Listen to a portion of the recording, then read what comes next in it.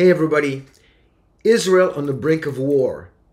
World War III, Iran, Hezbollah, US, what's going on? I just did an incredible interview with David Tal, who really understands what's going on in the Middle East. You're not going to want to miss that. So let's not wait, let's get into it right now. Hey everybody, this is Olivier with Shalom and Messiah, and I have a great program today. An incredible, my good friend David Tal is going to be on the program. He has a lot to share. It's all going to be about Israel, what's happening in Israel, and we are going to connect some dots for our audience to understand what's going on. First, remember, friends, if you're watching this on YouTube, please subscribe, give us the thumbs up, tell your friends. And I also need to let you know that my daily devotional that you get every day on YouTube by the end of August are going to be moving to email only. So you need to go to shalomandmessiah.com and connect with us and give us your email so we can send you to your private mailbox the email of my daily devotionals and other important news as soon as we get it. And friends, let me say this again, we do not share our email or your information with anybody else. What you send us is ours to keep. Nobody gets it. That's important because in our day and age, people get stuff from a lot of people that they didn't request. That is not what we do at Shalom and Messiah. Anyway, without any further ado, I want to introduce you to my good friend. He was on the show before, but it's been a while. David Tal. David, welcome to the show. Well, good morning, and it's really nice to be here. And thank you for this amazing reception. And I love the flag behind you. I know it looks like something Jewish, right? It is. Oh, Well, totally Jewish. so this is trouble because now you got two Jews in a room, so people are going to get at least three opinions. Well, I've got a one up on you though. That it is called the Star of David. Okay, and you are David. Yep. So today, not only I have a Star of David behind me, but I have David the Star on on my screen on the other side. I asked for that one. I You asked for asked that. for that. Now, David, you and I yesterday were talking about this potential trip to Israel that we are still thinking might be happening. We're hoping it's going to happen around the time of the 1 year anniversary of the terrorist attack. And then you started telling me about what's going on in Israel. I'm going like, stop, David, stop. Our audience needs to hear this. So this is why we're doing this. I'm probably going to post this today, but here is the reality. Uh, as we're speaking about this, Iran could be attacking in the midst of our broadcast right now. Well, what's going on? Well, let me make it personal. As we're speaking today, my mom has put water in her mamad, which is I don't know if you know, but every house in Israel has a bomb shelter, has a steel reinforced, concrete reinforced room with iron windows and iron doors that you can, Every single house? every single house in Israel. I mean, even if you're Wow. on the sixth floor, you have a room like this. Usually they're in the main, how do you say, column in the middle of the building. And my mom made sure, I made sure to call my mom yesterday to make sure that there's water in there, there's a radio in there, there's a little bit of food in there. And if she's stuck in there for a while, then she's okay. And Israel, all of Israel is in that position right now. Right. It's not happened, but we're waiting to see what's going to happen. On the other hand, the malls are open, the schools are open, everybody's going around their life as if normal, waiting to see what's going to happen. And I talked to my mom yesterday, and she says it's surrealistic.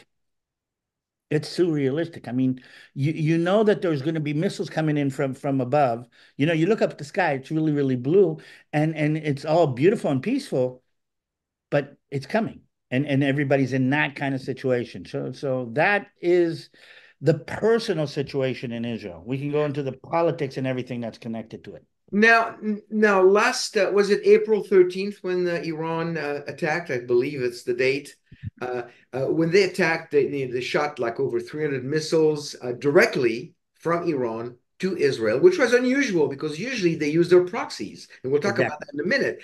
But 95% of the missiles were intercepted by the Iron Dome, and I think the frankly, the best Iron Dome that Israel has is the hand of God over Israel. That's the Amen. best Iron Dome. But, Amen. but And still, the human ingenuity that created the Iron Dome, that's behind the Iron Dome, is incredible. Now, fast forward to today. There's two options. Iran can attack again with a bunch of missiles, or they could also use their proxies or do terrorism in different places. Do you think they're going to go for the missiles again? I mean, they were kind of humiliated when they did it. Do you think they would do that again? What's your opinion on that? um, okay, so here's the thing. I mean, they tried and it really, really failed. So unless they have some seriously upgraded game, okay, then it's going to be another failure from their point of view. We believe that part of the reason they've been holding off is they've realized that they cannot pull off an attack that has any kind of relevance as far as they're concerned in the current situation. Let's back up a little bit. Their attack is pride. It's a pride attack. They're not Yeah. going to destroy the state of Israel. They know that they're not going to destroy the state of Israel. They know it's they're trying to pull off a 9/11. Now, if you understand the idea of the 9/11, 9/11 wasn't going to sink United States of America into the sea. It was going to hurt. It was going to scare. It was going to terrorize. But as a military achievement, it's not going to change anything seriously. But they have to show the Arab world that they are the man. They're standing up to Israel. They can hit Israel back whenever they want to. And the worst thing that they can do, because the April attack really, really fizzed out. I mean, I'm going to kill you. I'm going to do this. You know, they reminded me of do you remember the Indiana Jones movie with the guy with the big sword? And he came Yes. and twirled the sword, and I'm going to do this. I'm going to chop you off. I'm going to do this. And Indiana Jones pulls out the gun Well, and let me go. shoots him in the head. That was that kind of event in April. We're going to do it. We're going to swirl. We're going to talk. We're going to make. We're going to do. And in the Well, end, you know what they say? They say don't bring a knife to a gunfight. exactly. So they're afraid of that kind of event, and that kind of event will make it even worse. Because since April and that failure, then they have the failure of defending Ismail Haniya in Tehran. Okay, and the whole Arab world is looking at them now. And maybe in order to understand that, I'm going to go back down a little bit into what Iran really wants. And I think our viewers understand the difference between Shia and Sunni. Okay, there's two main denominations of Islam. There's the Sunni denomination, the Shia denomination that's broke apart about 850 years ago because of political arguments. The Sunni are the majority. 85% of the Muslims are Sunni. The Shia are the bad boy minority. Okay, the younger child who is never accepted by the rest of Islam, very militant, very antagonistic, with a huge chip on their shoulder, always believing that the domination of Islam was taken away from them.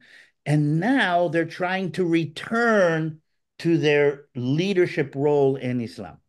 And And you said there's only 15% of Muslims that are Shiites, but what's the total amount of Muslims in the world? 2.5 billion. 2.5 billion. So 15% of Oh, two and a no. half billions is about 400 million. But to remember that they hate each other as much as they hate us. And part of this whole thing is Iran saying we will be the leaders of the Muslim world. And in order to understand the driving force, because people ask me, why is Iran doing this? What does Iran care? I mean, what's the problem with Iran sitting over there? Muslims as a whole, and that's something that I think most people don't really understand, believe that God is angry with them, believe that God has taken away their leadership role in the world, believe that God should have given them mastery of the world. And when Muhammad wrote Islam, he actually conquered most of the well known world. But at some point, it turned back on them and they were pushed back to Arabia, believe that they should have, rulership of the world. And they believe that the reason that they are not is because they're not fulfilling God's will. And not fulfilling God's will is not being pious enough, not being religious enough, not being dedicated enough to Sharia law and to Muhammad. Right, And right, here's the thing, okay? And Islam is a religion of power. And who has stepped on Islam in the modern period? It's the tiny little, nothing, completely nothing people called the Jewish people. And the Jewish people are a threat to the whole idea that Islam is the greatest religion. Now, I'm not surprised. God did that for a reason. God's put us here for a reason. But do you understand that our abilities, our capabilities, our promise, our blessing from God stand up as a spar, as a contrast to Muslims who think that they should have been blessed? It's the Ishmael Isaac argument Going back to still going on. the patriarchs all the way back to Genesis. And Muslims all over the world respect power. And more than anything, they respect taking on leadership role. So what Iran is saying is if I can take on the little Satan, they literally call us the little Satan, and through that take on the big Satan, the fact that we can stand up to these Satans will give us leadership in the whole Muslim world. They don't only want to be leaders of the Shia world; they want to be leaders of the whole Muslim world, and Right. that's their motivator. Now, they don't have to kill us. They don't have to finish us. They have to show the Muslim world because we're in a gang warfare. I mean, if you know anything about gang warfare, it's not what you do, it's what people think you do. It's rattling the sabers and you know it's making noise and because you know that connects to the you know this big fear that the all of Western civilization has. You know, does Iran currently have the bomb? Do they have it? How close are they? And personally, I think they have it. Are they going to, if and when they have it, will they use it? I don't know. I want to say no. It's probably more of a deterrent than anything else because, I mean, using the bomb is not exactly a pinpoint operation. You know, if you drop a bomb like this, it's gonna nuclear bombs do not stop at the border of a country. It's more complicated. I think it was 6 months ago, somewhere a couple of months after the beginning of the war, somebody published a picture of an Israeli submarine in the Persian Gulf. Now, to understand what that means, that there's an Israeli submarine with I don't know what kind of weapons on board Well, situated there in are probably nuclear warheads in there. exactly, which means that if Iran ever does pull off a major attack or something like that in Israel, they know that Tehran will be. I mean, but again, we've had this example in the Cold War. The Cold War was, I think it was called MAD, Mutual Atomic Destruction.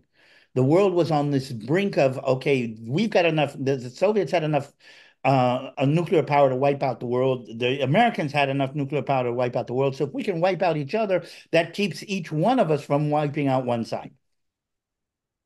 And I think they want to reach that situation, which is why my personal opinion is they don't have it yet.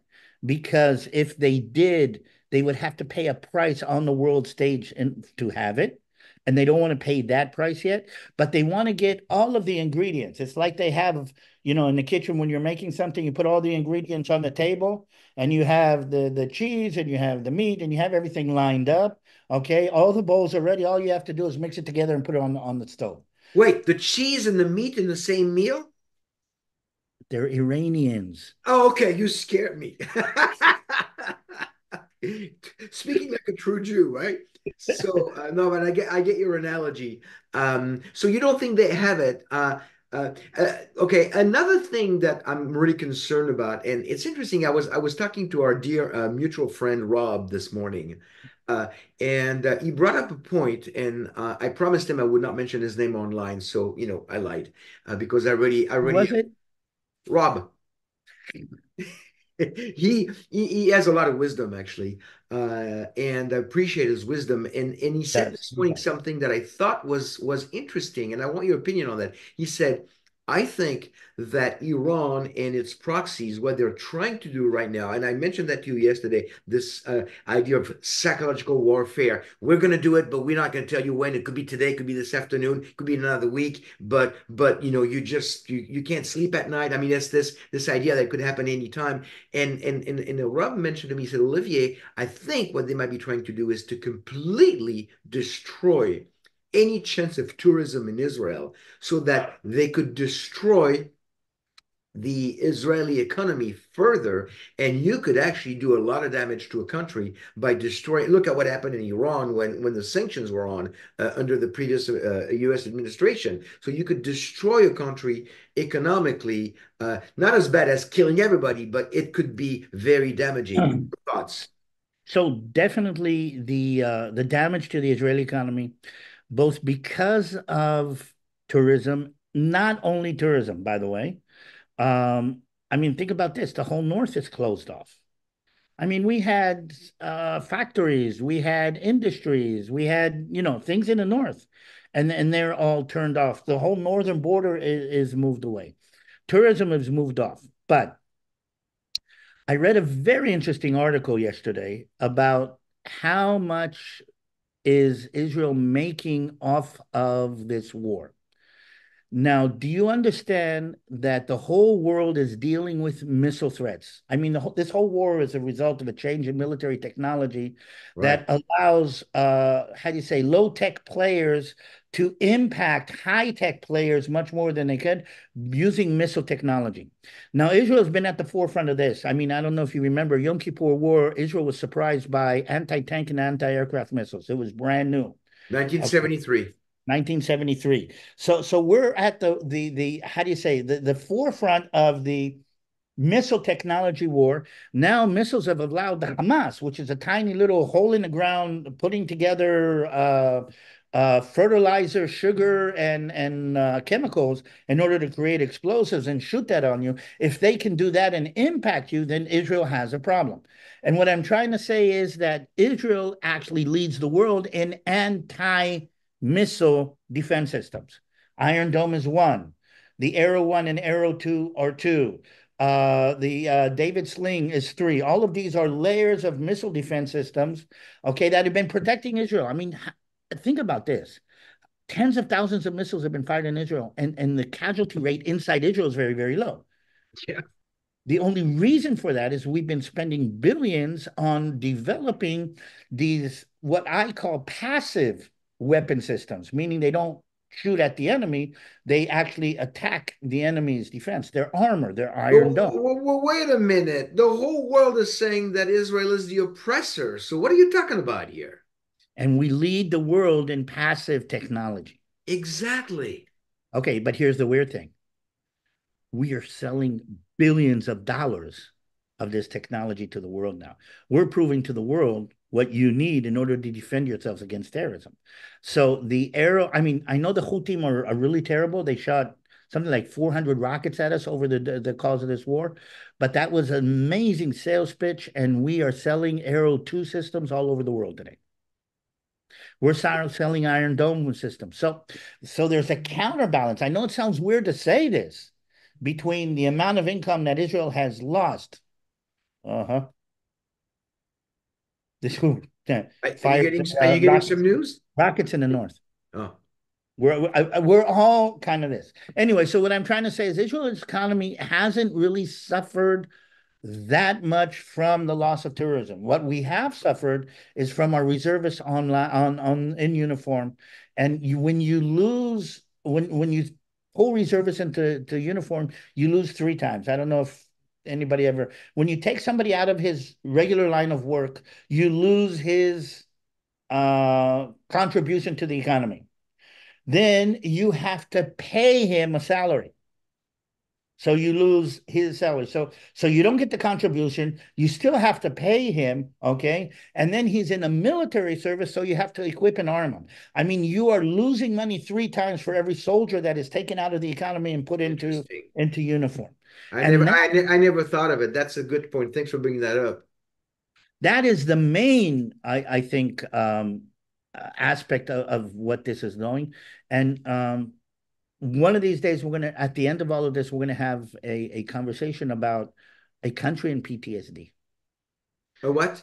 A country in PTSD. Oh, People PTSD. don't realize that, you talk about your veterans, and when you see a veteran, you shake his hand and you say, thank you for your service. If you wanted to do that in Israel, you'd be shaking hands with everybody you see on the street. That's that's And true. now everybody under the age of 60, I think I'm probably at the top of the age, everybody at the under the age of 55 is a combat veteran. Everybody. And this But is going to, there's no other way. yeah, agreed. But this is going to impact us. They're talking about serious PTSD going into the generations to come. This is going to change Israel and impact Israel in many ways. Now we didn't say this at the beginning, but you served how many years and in what capacity? Well, I went in 18 like everybody else. I thought I was going to serve 3 years, and then they wanted me to be a pilot. They tried to put me in the air, and I was too heavy. So they threw me into a tank company, and I served altogether 6 years in the regular army. Out of them, 3.5 years inside Lebanon. So I have fought the Palestinians in Lebanon. I fought the Syrians in Lebanon.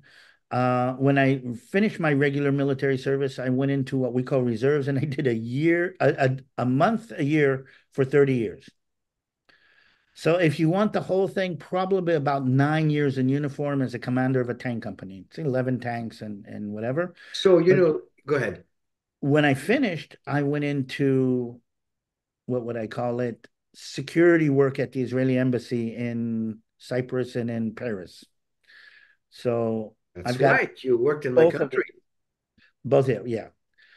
We could tell stories about that if you want, but that's a whole. That's for another show. Uh, now, so Lebanon. Yes, sadly, yes. I was 18 when I went in. It's a beautiful, beautiful country. I mean, you've got beaches on one side, mountains on the other side. I mean, it really, I mean, I still have a bathroom on the hill in Lebanon that had the most beautiful view I've ever seen in a bathroom. That's I mean, and I still got that picture in my head. It's just so sorry what happened to them. are there tunnels like in Gaza in Lebanon? There were tunnels.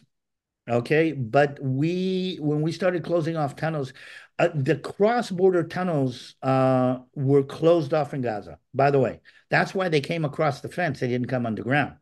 I don't know if you remember, they just drove a tractor through the fence. But there were cross-border tunnels from Lebanon. Israel more or less cut them off about 3 years ago.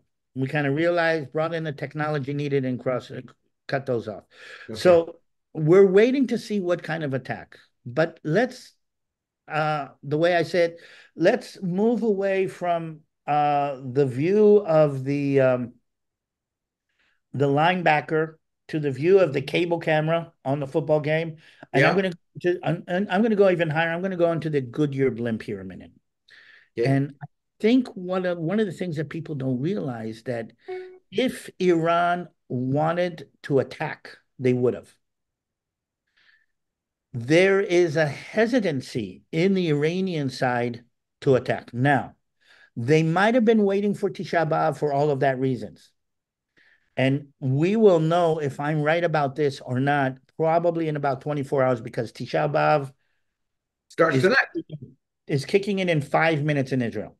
Okay. Okay. Do me a favor. I know what you're talking about, the ninth of Av, but give us the 1 minute explanation for our audience. What is Tisha B'Av? Jews use a lunar calendar, which is a little bit different from the Gregorian calendar, based on the lunar cycle. Okay, we have months based on the lunar cycle, and we have days in the lunar month. The ninth day of the month of Av, Tesha B'Av, ninth of Av, is a day of mourning in Jewish tradition because a lot of very bad events happen along Jewish history on that day. And I'll give you a quick list because I kind of put it up here to put it together. The main things that happened on Tisha B'Av, both temples in Jerusalem were destroyed on that day.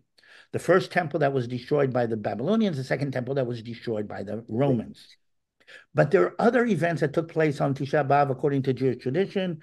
A very interesting one that I picked up today is that when the spies came back, remember when Joshua sent the spies to spy the land and they came back, and we were supposed to be happy because this is where we're going. Okay, when the spies came back and give the bad report And according they to said, Jewish, yeah, it's not good. We shouldn't get in. Yeah. we shouldn't get in. We got to go back to the wilderness. That, according to Jewish tradition, was on Tisha B'Av. Interesting. Very interesting. How do you say the Jews were expelled by England? I don't remember which English king, but he, gave the edict to expel all the Jews from England. Also, the edict was dated to Tisha B'Av according to the Jewish calendar. When Columbus sailed the ocean blue in 1492, Queen Isabella and King Ferdinand kicked all the Jews out of Spain. again Tisha B'Av. Wow. So we have all of these, according to tradition, of terrible events that kind of played a negative role in Jewish history on Tisha B'Av. And Tisha B'Av is kicking in Israel in about 3 minutes, I think 7:25, Okay. which So means that if the Iranians want to do something that has historical connection, they're going to do it today. we'll And find that's out. why everybody's worried. By the way, not only us, the American administration said, I just heard a couple of minutes ago that it's going to happen in the next 25 hours, 24 hours. Okay. Well, we have to wait and see, but we have to also keep Israel in prayer. That's But we might be wrong. And here's what happened. When Hania was assassinated in Tehran, again, we didn't destroy the Hamas. We didn't destroy the Republican Guard. We didn't take out an Iranian official. We took out a Palestinian official in Tehran. Okay. Um, that would be, let's say, for instance, Israel taking out a Palestinian official in Paris.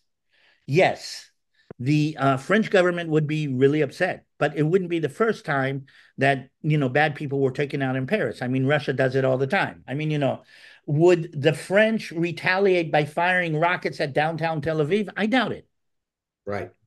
Right. Okay, but again, this is the situation where we're in, which means the Iranians see a national pride or a person or a regime pride element in this, and they feel that they have to retaliate because if they do not, this whole leadership of the Muslim world that they have been building year by year, generation by generation, slowly, slowly, slowly. Since Well, 1979. exactly. If they do not extract a price from Israel for what happened, then they will lose this momentum that they thought that they were gaining. And They will do what they fear the most. They will in the eyes of the world they will show weakness. and that weakness will be translated, especially in the Muslim world, where Islam is a religion of power. That weakness will be translated into their adversaries actually coming against them. So Let's move to the south for a second because nobody is really talking much about this anymore. I mean, I get in my news feed, but a lot less than what's going on in Iran and Lebanon and other places. What's going on in the Gaza Strip? Where are we on the cleaning up of the Gaza Strip from Hamas? So the Gaza Strip has been almost completely cleaned, except for a couple of neighborhoods in Rafah. But we know that the Hamas is still running around underground. I mean, you've cleaned out all of the how do you say the pests in the house, but there's still termites in the foundation. And basically they're underground right now, and most of the Hamas leadership has been taken out. But Yahya Sinwar, who is the head of Hamas, who has now taken on the role of not only the military head of Hamas, but also the political head of Hamas, is still holed up in a tunnel underground and is still giving orders. And as of the day before yesterday, actually fired a few rockets. Okay, here's the thing. They fired a few rockets from right next to the main fuel facility in Gaza. So think about 200 yards away, They fired a few rockets. There's a huge fuel facility in Gaza. They fire a rocket from 200 yards from the fuel facility, and it's not like the rockets are going to take out Israel. What are they doing? Well, they're trying to get a response from Israel to shoot back and then make the fuel explode, and then crimes against humanity. That's what we're. This is the way the war is being won. That's right. It's a war of image, and it's a war of media, and it's a war of everything.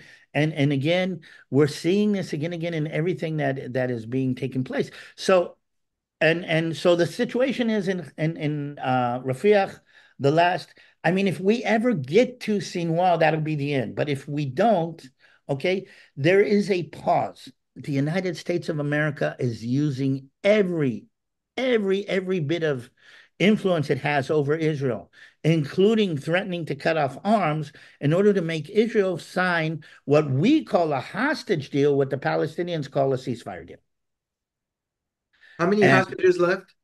Control five? 115, 115, 115? 115, including a 2-year-old child. Well, he was 1 year old when he was taken. Now he's 2 years old. Talk I about mean, talk about PTSD. I yeah. mean, and we don't even really know how many of the 115 they're missing.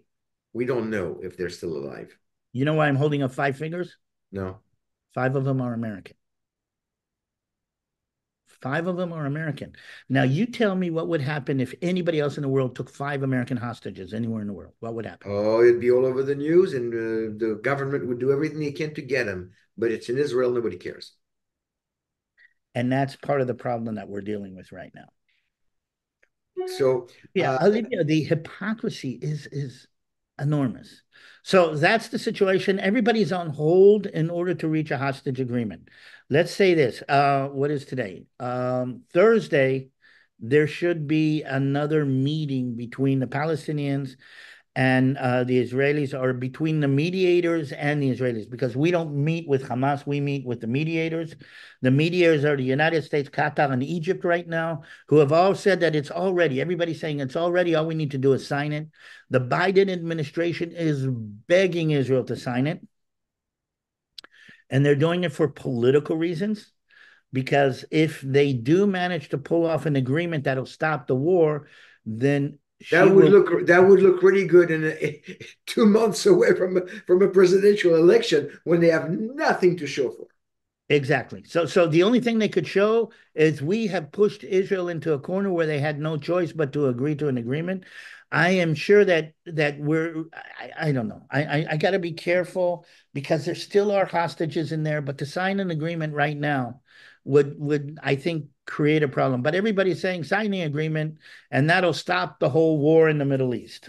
On the other hand, That's not true. on the other hand, we're on the edge of it all exploding, and that might be what's going to happen. um I don't know if you remember, World War I did not start because somebody declared war. World War I started because of an assassination. Yeah, Sarajevo, the In Sarajevo. Archduke. Yeah, yeah. Okay, so wars sometimes start not because somebody said, okay, I want to start a war, but because all of the play pieces were in place, and then something sparked that off. And I'm going to tell you what could happen theoretically, what everybody's worried about. If Iran fires a massive barrage and that hits Tel Aviv and 20 Israelis are killed in Tel Aviv, Israel will retaliate by wiping off a port in the Persian Gulf. Literally. I mean, just wipe it off the map. Something that kind of devastating. Um, that would create a situation where Iran needs to retaliate. And again, the United States of America would be pulled on into a war that they really don't want. That situation would bring Trump to power for sure. But you would also there's also, don't forget about Russia right now. It looks like right now Russia is supplying a lot of weapons to Iran. Not only to Iran, but yes. So here's the thing. A very interesting piece of news came out the other day that Iran has bought Sukhoi 28s from Russia. I think something like 8 of them or 12 of them. that would change. I don't know if you know, but the Iranian Air Force is old American F-4 Phantoms and F-14s. Now, I don't know if you remember, an F-14 is the swing wing aircraft that you see in Top Gun, not the Top Gun that came out now, the original Top Gun. So that was the top of the crop back then, and Iran is still using them today. On the other hand, we have F-35s, F-15s, and F-16s. So if they buy up Sukhois from Russia and they are asking for Russian anti-aircraft defense systems, a lot of people believe that one of the reasons that they are holding back is they're waiting to get those kind of assets in Iran before they attack in order to be prepared for Israel's counterattack. For retaliation. That would make sense.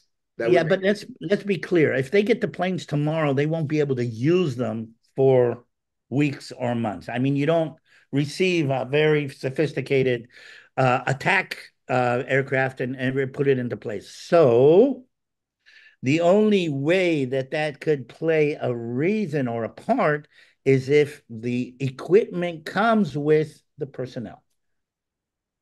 and it would be Russian personnel.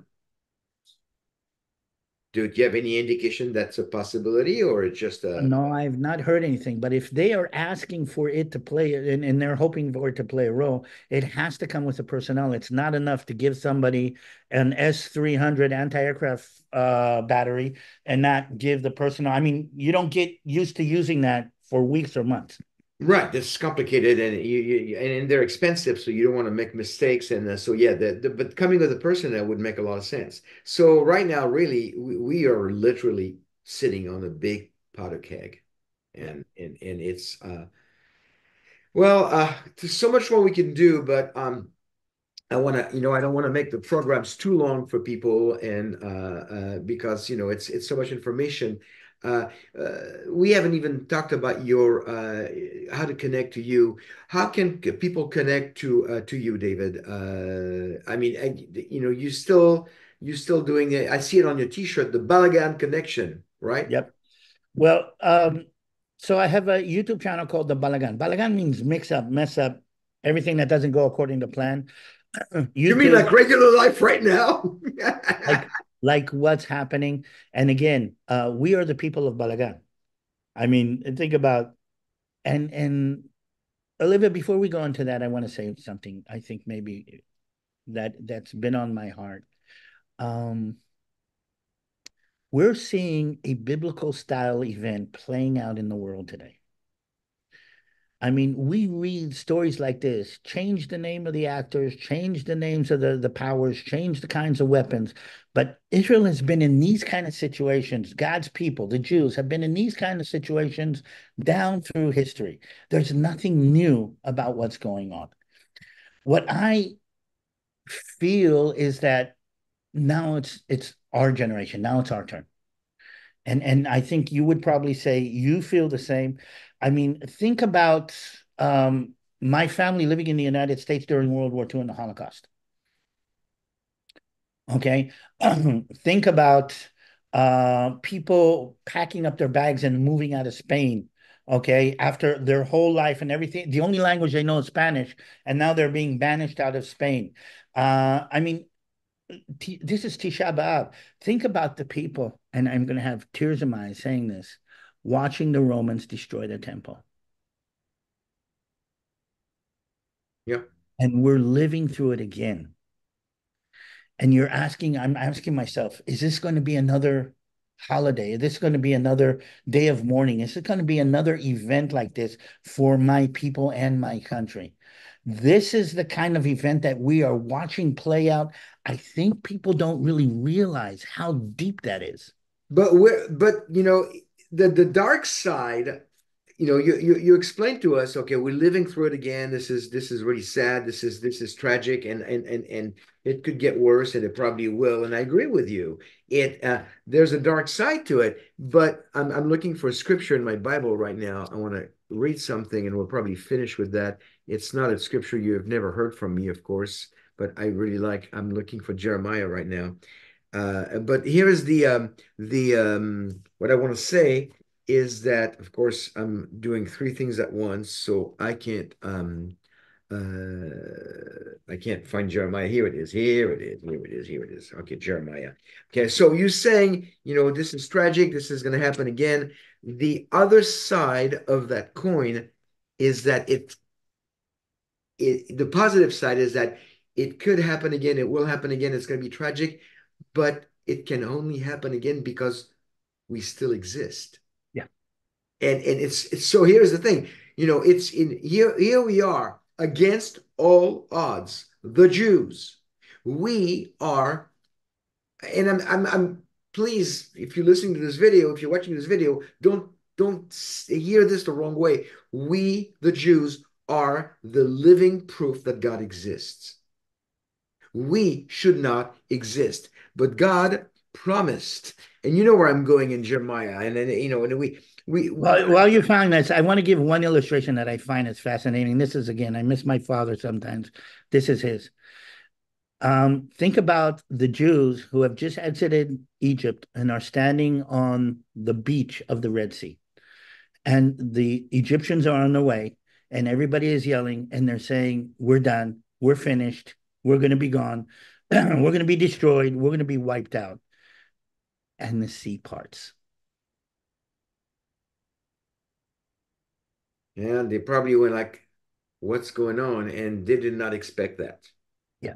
So and God, in his own way over the millennia has been parting the sea for the Jews. Time Again and after again. time after time. Absolutely.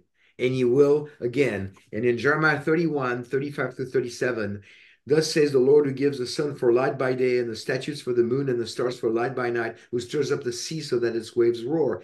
The Lord of hosts is his name. If these statutes are removed from before me, declares the Lord, then the seed of Israel also will cease from being a nation before me forever. Thus says the Lord, if the heavens above can be measured and the foundation of the earth searched out below, then I will also reject all the seed of Israel for all that they have done, declares the Lord.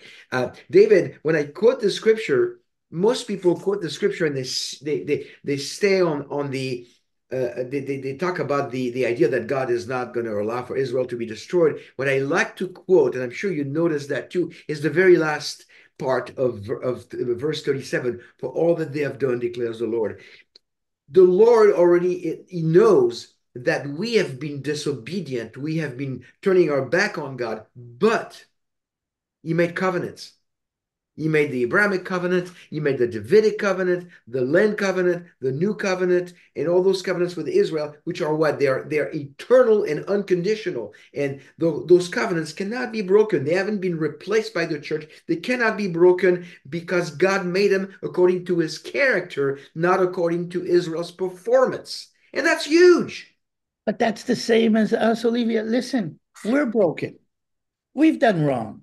But God promised us if we stay in his plan, if we profess, if we ask for salvation, we will be saved. He promised us that. That's a covenant that God made with us. Not because we're good, not because we're amazing, not because we're wonderful, but because he makes promises.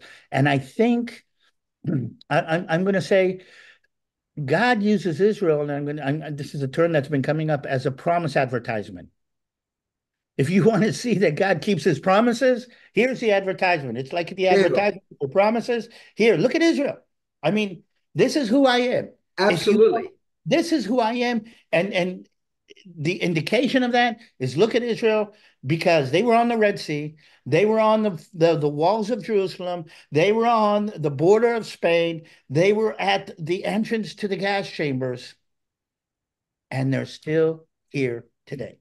And we shouldn't be. We shouldn't be. I mean, by human standards, we should have ceased to exist.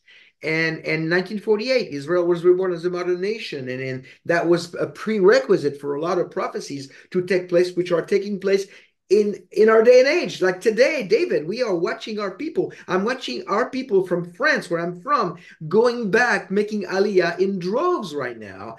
And so we're seeing Ezekiel 36, 37, 30, and 36, 37 being fulfilled, the Jews going back to the land in unbelief as we speak right now, every day. Well, I think we're going to start seeing drones of Americans going back to Israel now. I think you're right. I think Yeah. you're right. Well, David, I promised that we wouldn't do more than an hour because we know so we got to wrap this up. We'll have to do this again very soon. Thank you for coming on the show. Thank you for your knowledge, your wisdom, Oh, thank you. your friendship. And we'll have to do this again. So again, what's the website, people? The Balagan Connection The on. Balagan Connection has a YouTube channel. The Balagan Connection has Instagram. We're going to be posting things on there. So connect to that. I am speaking in churches around the United States. So if you hear about a church that wants somebody to explain about Israel, let me know. And basically, we're going off to Hawaii to speak at a pastors' conference next week. So Nice. That's suffering for the Lord. yeah, amen. No, I'm going to be posting this very soon. So I heard that you were doing some kind of a prophecy conference in a In couple of months. November, in November. Tell us about it. Who's coming? Well, I know that Tom is coming. Tom Hughes, Pastor Tom Hughes, Hope for Our Times, and I heard that Brandon is coming. So there's going to be quite a few people. It looks like we might have somebody from the Israeli embassy. We're trying to put that together, so that's something. And we will be talking about Israel and talking about. I again, when you say Iran, Russia, and and put those together with Turkey, I mean prophecy just comes out of the cracks. You think of Gog and Magog. Another show altogether. But you talked about the conference, but is that French Jew still invited? Um, That Melnick guy, is he invited to your conference? oh yes, please. Sorry. Who? What? Sorry. Oh, how I can I? thought I thought I was one of the speakers, and I got scared for a second. Maybe you just like unfriended me, uninvited me. Well, I wanted you to be the surprise. All right, David. God bless you. Shalom, and I'll talk to you And next time. please, it it is Tisha B'av. Remember God's people this way today. And pray for Israel, friends. Pray for Israel every day. We need it. God bless you. See you Shalom. soon.